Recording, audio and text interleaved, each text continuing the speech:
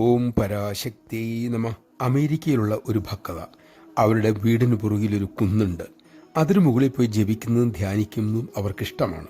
ഒരിക്കൽ ആ ഭക്തത ജപവും ധ്യാനവും കഴിഞ്ഞ് നോക്കുമ്പോൾ ധ്യാനിക്കുന്നിടത്ത് വച്ച അമ്മയുടെ പടം കാണാനില്ല. അവർ തിരഞ്ഞു, വിഷമിച്ച് തിരിച്ചു വന്നു.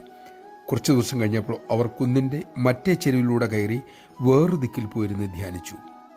ധ്യാനത്തിൽ നടന്നപ്പോൾ ലാമിനേറ്റ് ചെയ്ത് എന്തോ ഒന്ന് തൻ്റെ മുന്നിൽ കിടക്കുന്ന പോലെ തോന്നി. അവർ അതെടുത്തു നോക്കി.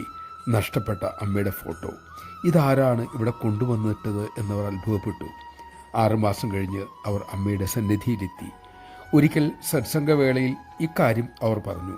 എന്നിട്ട് അമ്മയോട് തിരക്കി, അന്ന് എനിക്ക് ആ ഫോട്ടോ തന്നത് അമ്മയാണോ? അതേ മോളെ, തലയാട്ടിക്കൊണ്ട് അമ്മ സമ്മതിച്ചു. നമഃശിവായ. സർവവ്യാപിയാണ് അമ്മ.